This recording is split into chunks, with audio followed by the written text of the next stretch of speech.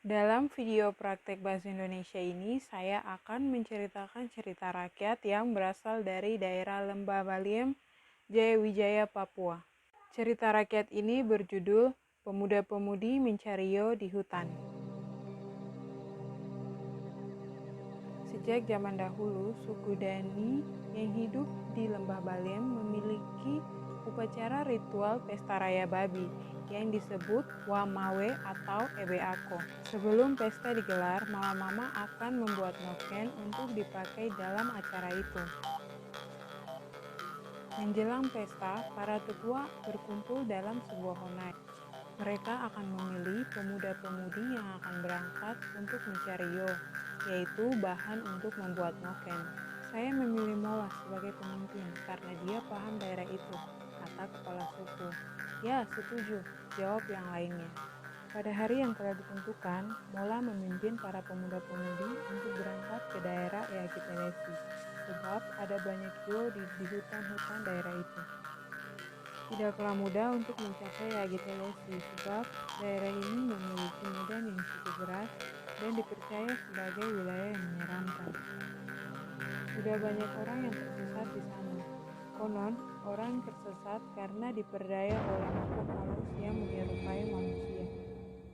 Mereka berjalan tanpa kenal lelah sampai pada akhirnya mereka sampai di lokasi. Mola membagi teman-temannya menjadi dua kelompok.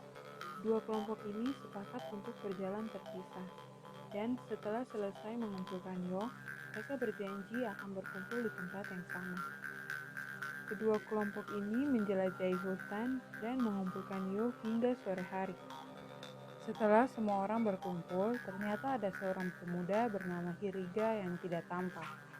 Mereka berusaha mencari Hiriga tetapi tidak berhasil. Tiba-tiba terdengar suara yang seram. Kami sudah merelakan kamu mengambil Yo yang banyak, tetapi mengapa kamu membongkar pagar kampung saya, lalu mengganggu anak gadis saya? Semua orang terdiam ketakutan. Akhirnya seorang pemuda yang satu kelompok dengan Hiriga menjelaskan. Tadi sebelum sampai ke tujuan, Hiriga masuk ke hutan lalu merusak pagar-pagar kayu yang ada di sana. Kemudian Hiriga buang air kecil sambil berdiri mengarah ke tunas Yo yang masih muda. Kemudian di tepi hutan dia juga mengganggu seorang gadis yang sedang lewat. Kemudian Hiriga menyuruh saya untuk berjalan mendahului dia. Namun ternyata dia tidak muncul hingga saat ini. Mola berkata, karena Hiriga telah melanggar peraturan, baiklah sekarang kita pulang saja. Maka semua orang pulang, dan sesampainya di kampung, mereka menceritakan apa yang terjadi. Kakak Hiriga pun menangis dan menyanyikan lagu ratapan.